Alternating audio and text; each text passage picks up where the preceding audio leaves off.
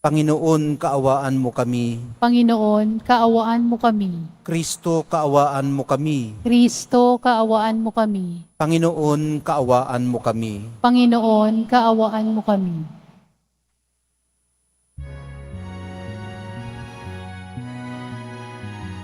Noon, kasama ng Espiritu Santo sa kadakilaan ng Diyos Ama. Amen. Ng Diyos Ama. Amen. Papuri sa Diyos, papuri sa Diyos, papuri sa Diyos sa kaitaasan.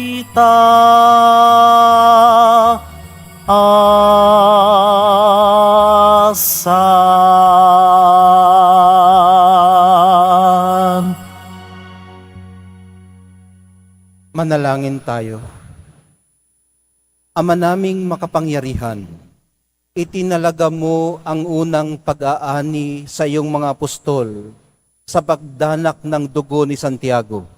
Ipagkaloob mong tumibay ang iyong sambayanan sa kanyang pagpapahayag ng pananampalataya at lubusang pagkakamit ng pagdalangin niyang puspusan sa pamamagitan ni Hesukristo kasama ng Espiritu Santo magpasawalang hanggan. Amen. Magsiupo muna po ang lahat.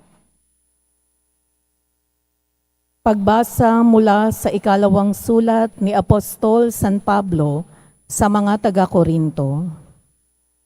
Mga kapatid, kaming pinagkalooban ng kayamanang espiritual na ito ay hamak, kung baga sa sisidlan ay palayok lamang, upang ipakilalang ang di malirip na kapangyarihan ay sa Diyos at hindi amin.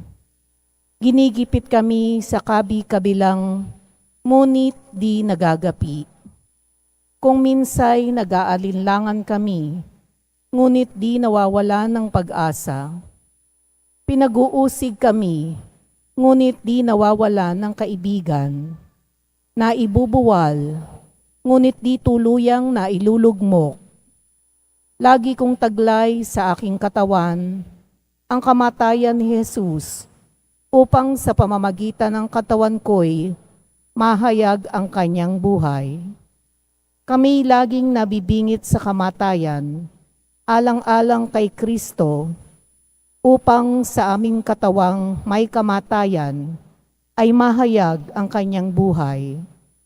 Ano pat habang ako'y dahan-dahang namamatay, nagkakaroon naman kayo ng buhay na walang hanggan. Sinasabi sa kasulatan, nagsasalita ako sapagkat ako'y sumasampalataya. Bunga ng gayong diwa ng pananampalataya, nagsasalita rin ako sapagkat ako may sumasampalataya. Sapagkat nalalaman kong ang Diyos na muling bumuhay sa Panginoong Jesus, ang siya ring bubuhay sa akin kasama niya, at magdadala sa inyo at sa akin sa kanyang piling. Ang lahat ng pagtitiis ko at sa kapanganan ninyo'y upang sa pagdami ng mga nakatatanggap ng mga kaloob ng Diyos, lalo namang dumami ang magpapasalamat at magpupuri sa Kanya. Ang salita ng Diyos. Salamat sa Diyos. Ang nagtanim na may luha ay aaning natutuwa. Ang nagtanim ng may luha ay aaning natutuwa. Nang likapin tayo ng Diyos at sa Siyon ay ibalik, ang nangyaring kasaysayay parang isang panaginip. Lahat tayo ay natuwa, masasayang nagsiawit. Ang nagtanim ng may luha ay aaning natutuwa. Ang sabi ng mga bansang nagmamasid sa paligid, Ang ginawa ng Diyos nila ay dakila, anong rikit. Dakila ngang masasabi, pambihira ang ginawa. Kaya naman kami ngayon, kagalakay di kawasa. Ang nagtanim ng may luha ay aaning natutuwa.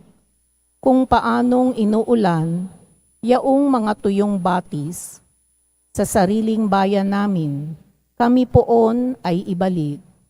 Silang mga nagbubukid, na nagtanim ng may luha, bayaan mo na mag-aning, masasaya't natutuwa. Ang nagtanim ng may luha ay aaning natutuwa. Yaong mga nagsihayong dalay binhit na nanangis, ay aawit na may galak, dalay ani pagbalik. Ang nagtanim ng may luha ay aaning natutuwa. Magsitayo po ang lahat.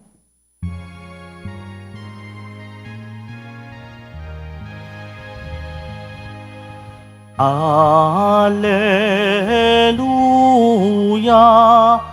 Alleluia, Alleluia, Alleluia.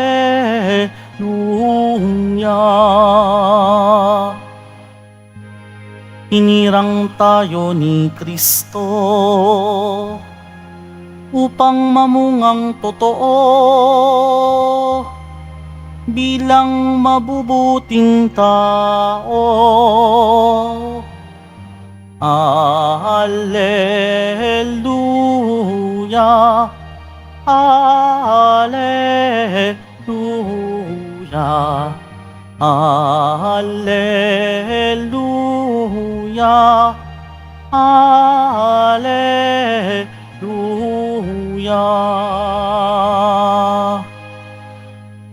Sumainyo ang Panginoon. At sumaiyo rin. Ang mabuting balita ng Panginoon ayon kay San Mateo. Papuri sa iyo, Panginoon. Nung panahong yun, lumapit kay Jesus ang asawa ni Zebedeo kasama ang kaniyang mga anak. May ibig siyang hilingin, kaya't lumuhod siya sa harapan ni Jesus. Ano ang ibig mo? Tanong ni Jesus. Sumagot siya, sana'y ipagkaloob ninyo sa dalawa kong anak na ito ang karapatan na makaupong katabi ninyo sa inyong kaharian, isa sa kanan at isa sa kaliwa. Hindi ninyo nalalaman ang inyong hinihingi, sabi ni Jesus sa kanila. Mababata ba ninyo ang hirap na babatahin ko? Opo, tugon nila. Sinabi ni Jesus, ang hirap na babatahin ko'y babatahin nga ninyo. Ngunit wala sa akin ang pagpapasya kung sino ang mauupo sa aking kanan at sa aking kaliwa. Ang mga luklukang sinasabi ninyo'y para sa mga pinaghandaan ng aking ama. Nang marinig ito ng 10 alagad, nagalit sila sa magkapatid. Kaya't pinalapit sila ni Jesus at sinabi sa kanila, alam ninyo na ang mga pinuno ng mga hentil ay naghahari sa kanila at ang mga dinadakila ang siyang nasusunod. Ngunit hindi ganyan ang dapat umiral sa inyo. Sa halip, ang sino man sa inyo na ibig maging dakila ay dapat maging lingkod. At sino mang ibig maging pinuno ay dapat maging alipin ninyo. Tulad ng anak ng tao na naparito, hindi upang paglingkuran kundi upang maglingkod at ialay ang kanyang buhay upang matubos ang marami. Ang mabuting balita ng ating kaligtasan. Pinupuri ka namin, Panginoong Jesucristo. Magsiupo muna po ang lahat. Nagpupuri tayo sa Diyos sa kagandahang loob ng mga tumulong at nagbukas ng kanilang mga tahanan, establishmento at mga simbahan para magsilbing pansamantalang kanlungan. Tuloy-tuloy po ang pagkalinga at pagdadalanginan natin sa isa't isa. Tayong mga may pagkakataon at kayang makaparito ay pinagdarasal silang lahat. Samantala, Kapistahan po ngayon ni Apostol Santiago at mapapansin natin sa ating mga pagbasa na gagawin talaga ng isang ina, ang lahat para sa ikabubuti ng kanyang mga anak. Ang tinutukoy ko po ay si Mary Salome, asawa ni Zebedeo at nanay ni na James at John. Lahat naman sigurong matinong ina ay ganito ang hinahangad para sa kanilang anak. Hindi natin alam kung ano ang idea niya sa kaharian ng Diyos. Pero baka hindi naman masyadong nalalayo sa idea natin. Monarchical kasi ang pagkaintindi natin sa kaharian. At tama naman, siyempre hari, monarchy, figure ang hari o kaya reyna. Pag ako'y nakakarinig ng salitang kaharian, ang naiisip ko lagi ay yung si King Charles doon sa UK o si Queen Elizabeth II noong buhay pa siya. Pagka nagbubukas ang parlamento, nagbibigay sila ng talumpati at yun ay ano bang tawag doon? Napakabongga. Yun yata ang term, Ang iniisip ko kasi yung pageantry. Bongga nga, kung pageant. Suot sila ng napakararangya. At doon sa kanyang kaliwa, nandun yung reyna. At nasa kanan naman yung kung sinong papalit sa kanya. Hindi ko alam kung baka sa kaliwa o sa kanan, Hindi ko masyadong nakikita dito sa atin, pero nung nagtatrabaho po ako doon sa Chancery ng Archdiocese of San Antonio, yung arsobispo po namin doon, kung saan man siya pumunta, lagi siyang may dalawang kasama. Yung isa sa kanyang kanan ay yung priest secretary, si Father Jonathan. Jonathan din pangalan niya. At para siyang kanang kamay ng arsobispo. Sa kaliwa niya ay yung kanyang executive assistant.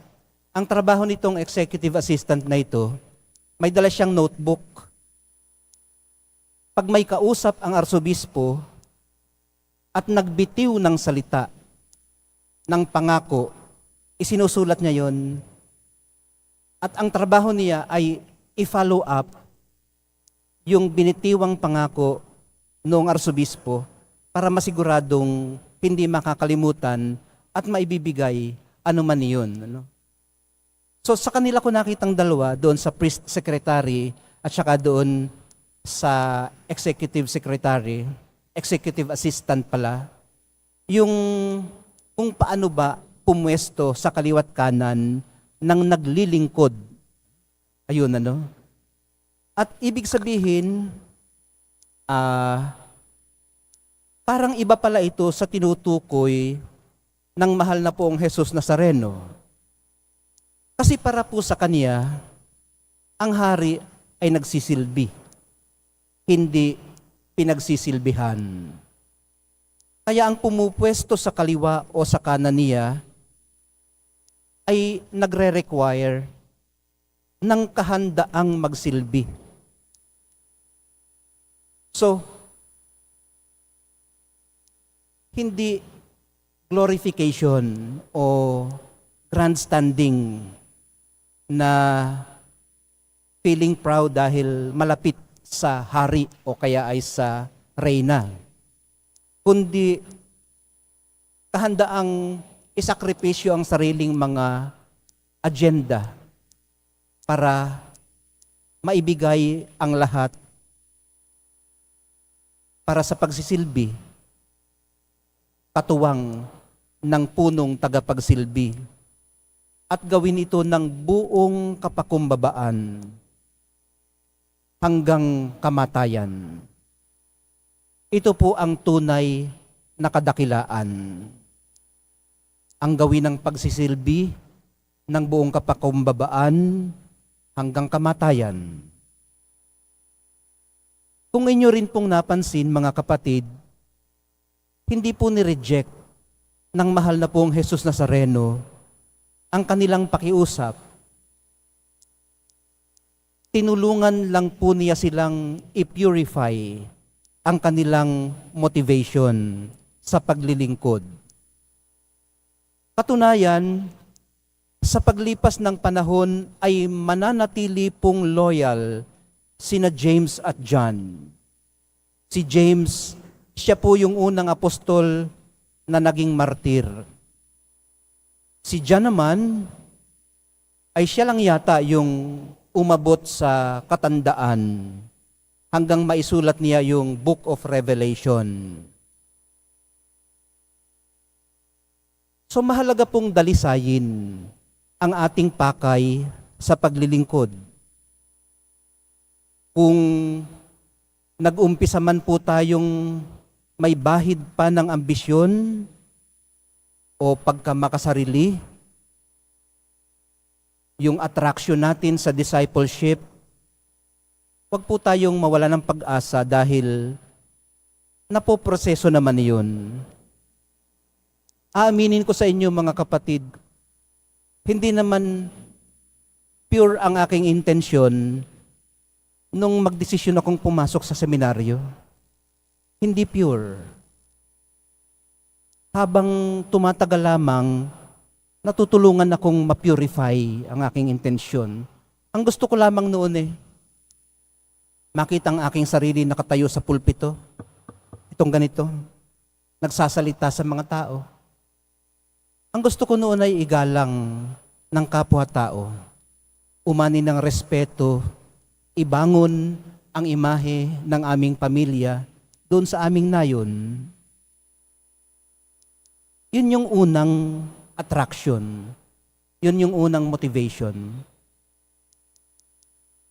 At maaari hanggang ngayon mayroon pang mga mancha. Mayroon pang kaunting remnants ng ganung pakay.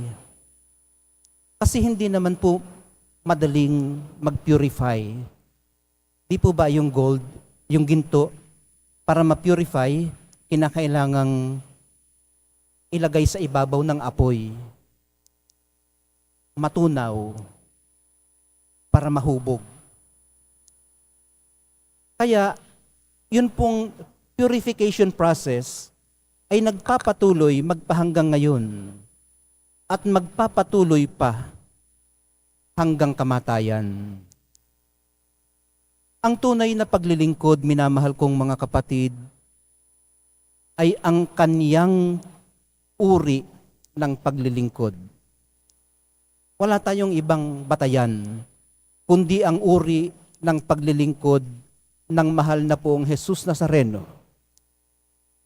Kung matututunan po natin ang kanyang pamamaraan, anyo, o uri ng paglilingkod, babaguhin po nito ang paraan hindi lamang ng ating pagsisilbi, kundi ng ating pamumuhay. At matatagpuan po natin ang daan tungo sa tunay na kadakilaan.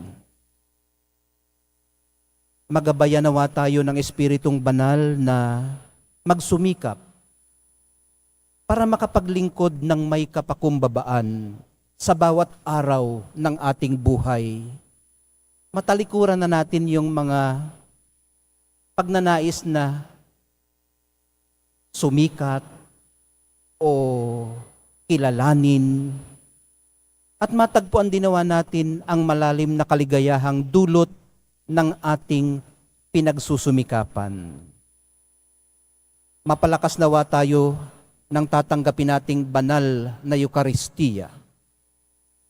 Mahal na poong Jesus Nazareno, hubugin niyo po kami.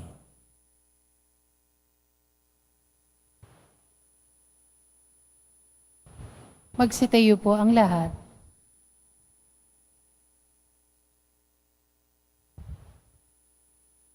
Minamahal kong mga kapatid, si Santiago, kapatid ni Juan, ay tinawag mula sa pagsusulsi ng kanyang lambat upang sumunod kay Kristo. Sa tulong ng apostol na natutong maglingkod sa iba, Manalangin tayo. Panginoon, basbasan mo ang iyong bayang itinatag ng mga apostol. Panginoon, basbasan mo ang iyong bayang itinatag ng mga apostol.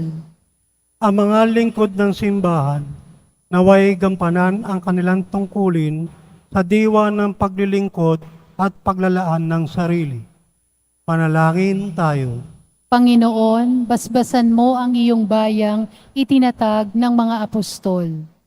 Ang mga naglilingkod sa bayan, naway makatupad sa kanilang tungkulin na may katapatan at pag-aalay. Manalangin tayo. Panginoon, basbasan mo ang iyong bayang itinatag ng mga apostol. Magkaroon nawa ng maraming kabataang bukas loob na tutugon sa tawag para sa pagpapari at buhay relihiyoso. Manalangin tayo. Panginoon, basbasan mo ang iyong bayang itinatag ng mga apostol. Ang mga may sakit, naway matutong makibahagi sa kalis ng paghihirap ni Kristo. Manalangin tayo. Panginoon, basbasan mo ang iyong bayang itinatag ng mga apostol. Ang mga yumao naway tanggapin sa kagalakan ng kariyan ng Diyos. Manalangin tayo.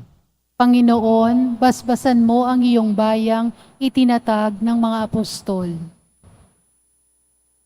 Diyos na aming Ama, tulungan nawa kami ng mga panalangin ni Santiago sa paglalapit naming sa iyo ng aming mga kahilingan. Nawa ang paglalakbay namin ito sa buhay ay mamukod sa paglilingkod sa iba. Hinihiling namin ito sa pamamagitan ni Kristo na aming Panginoon. Amen. Magsiupo muna po ang lahat.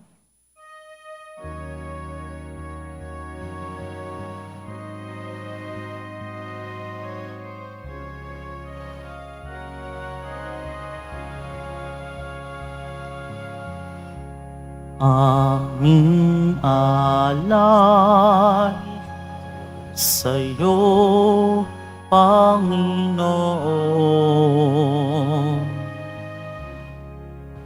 Ang tinapay at alak na iyong kaloob upang unitain ang iyong buhay na inialay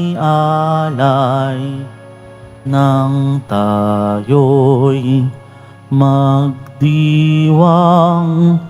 bilang isang sambayanan.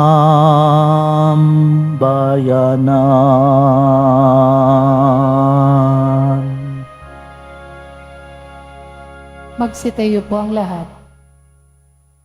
Manalangin po kayo mga kapatid upang itong ating paghahain ay kalugdan ng Diyos Amang makapangyarihan.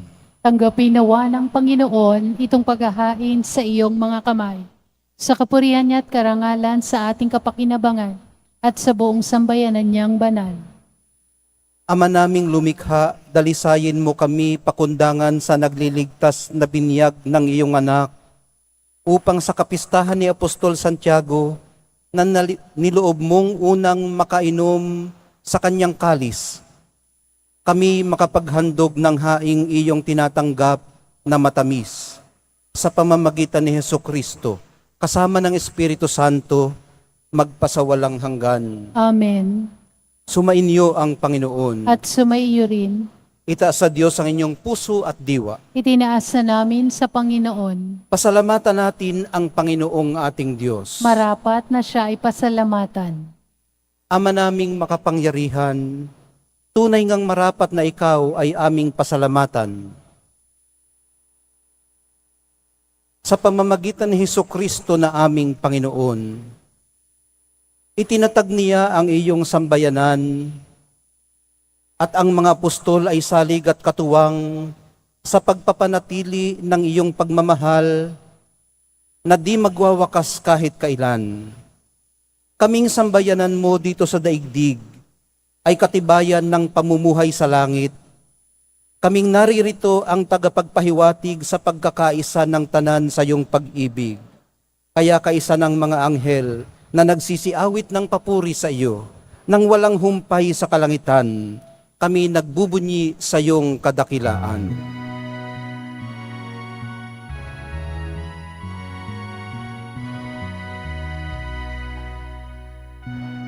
O Santo, Santo, Panginoong Diyos ng mga hukbo, napupuno ang langit at lupa ng kadakilaan mo.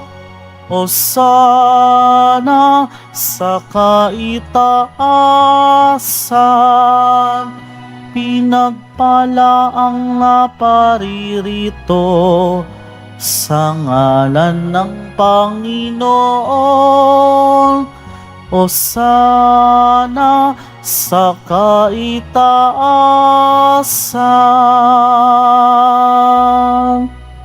Magsiluhod po ang lahat. Ama naming banal, ikaw ang bukal ng tanang kabanalan, kaya't sa pamamagitan ng iyong Espiritu, gawin mong banal ang mga kaloob na ito upang para sa amin maging katawan at dugo ng aming Panginoong Hesukristo. Bago niya pinagtiis ang kusang loob na maging handog, hinawakan niya ang tinapay, pinasalamatan kaniya, pinaghati-hati niya iyon, iniabot sa kanyang mga alagad at sinabi, "Tanggapin ninyong lahat ito at kanin, ito ang aking katawan na ihahandog para sa inyo."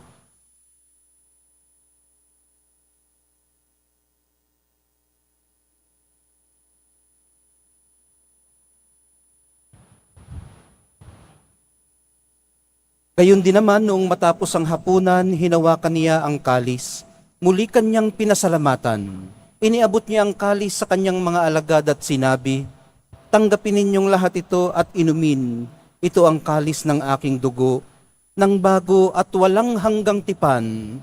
Ang aking dugo na ibubuhos para sa inyo at para sa lahat. Sa ikapagpapatawad ng mga kasalanan, gawin ninyo ito sa pag-alaala sa akin."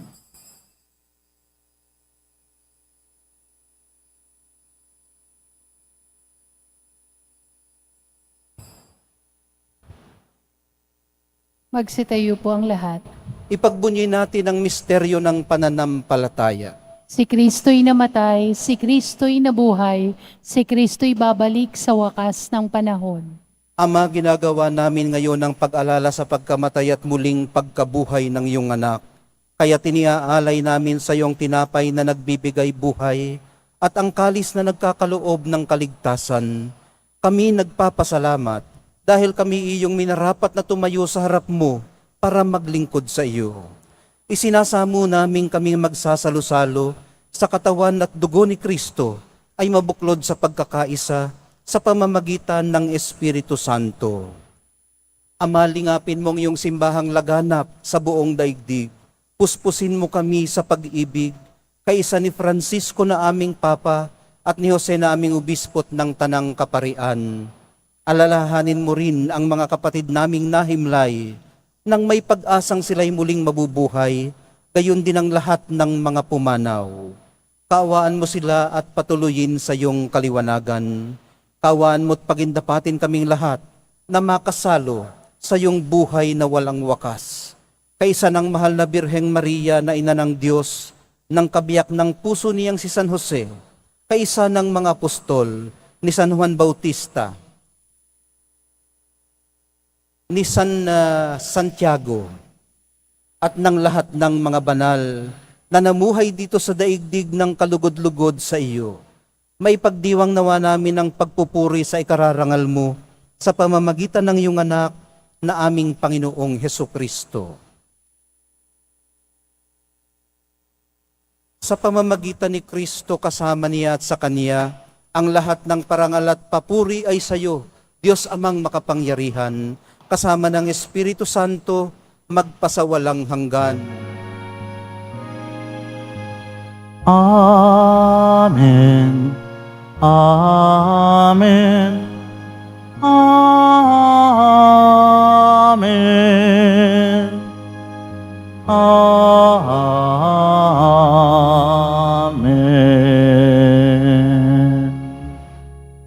tagubilin ng mga nakagagaling na utos at sa turo ni Jesus na Panginoon natin at Diyos, ipahayag po natin ng lakas loob.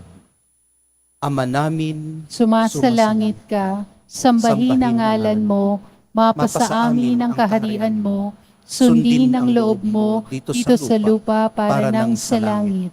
bigyan mo kami ngayon ng aming kakanin sa araw-araw at patawarin mo kami sa aming mga sala para ng pagpapatawad namin sa nagkakasala sa amin.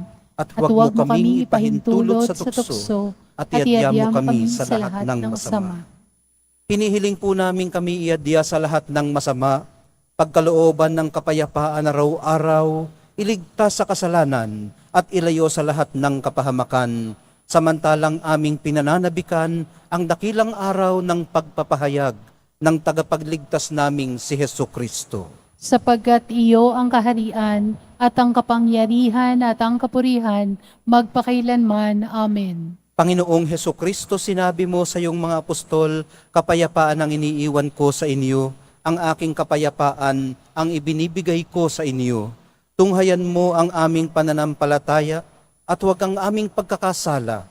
Pagkalooban mo kami ng kapayapaan at pagkakaisa ayon sa iyong kalooban, kasama ng Espiritu Santo, magpasawalang hanggan. Amen. Ang kapayapaan ng Panginoon ay laging sumainyo. At sumaiyo rin.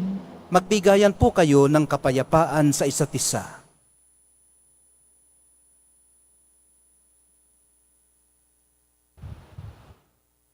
Kordero ng Diyos na nag-aalis ng mga kasalanan ng sanlibutan, maawa ka sa amin.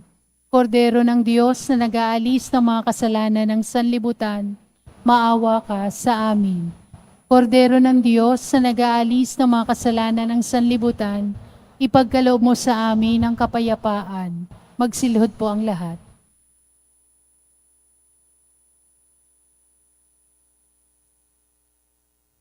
Ito ang kordero ng Diyos. Ito ang nag-aalis ng kasalanan ng sanlibutan. Mapapalad ang mga inaanyayahan sa piging ng kordero. Panginoon, hindi ako karapat-dapat na magpatuloy sa iyo. Ngunit sa isang salita mo lamang ay gagaling na ako.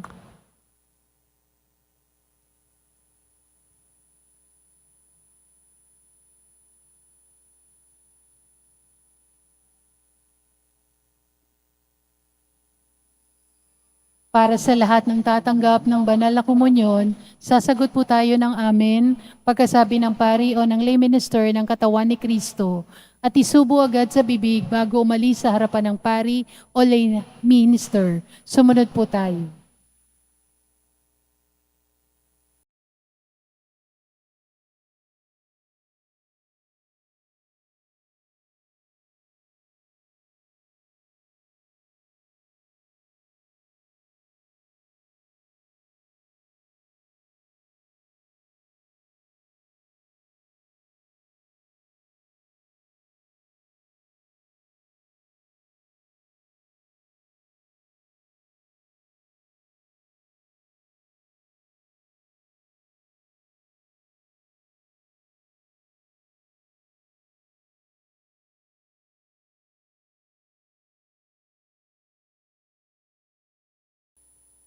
Manalangin tayo. Ama naming mapagmahal, kami tulungan mo, pakundangan sa pagdalangin ni Apostol Santiago. Ngayon sa kapistahan niya ay masaya kaming nakinabang sa pamamagitan ni Hesukristo kasama ng Espiritu Santo magpasawalang hanggan. Amen. Sumainyo ang Panginoon. At sumaiyo rin.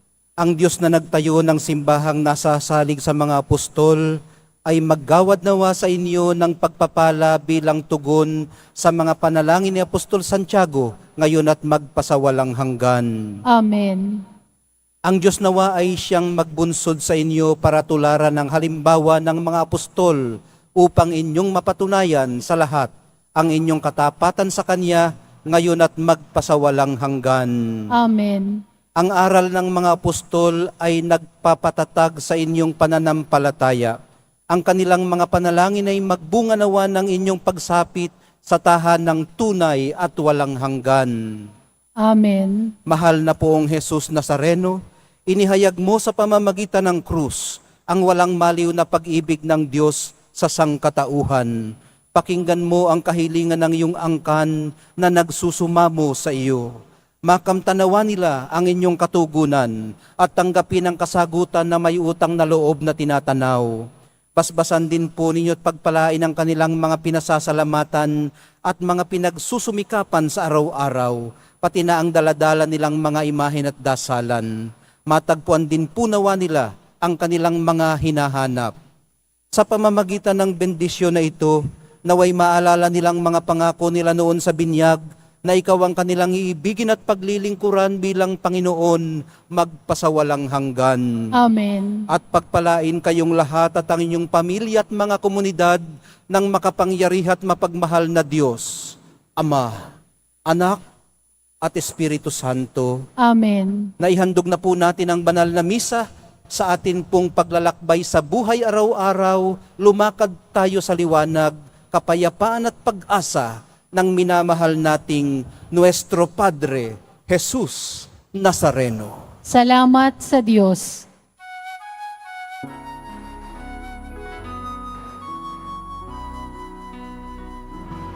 Nuestro Padre Jesus Nazareno, sinasamba ka namin. Pinipintumho ka namin. Aral mo ang aming buhay at kaligtasan.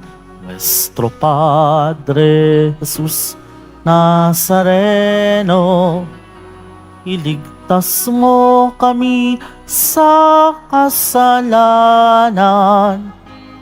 Ang krus mong kinamatayan ay sagisag ng aming kaligtasan. Nuestro Padre Jesus Nazareno, dinarangal ka namin. Nuestro Padre Jesus Nazareno, nilulwalhati ka namin. Nuestro Padre Jesus Nazareno, dinarangal ka namin. Nuestro Padre Jesus Nazareno, nilulwalhati ka namin.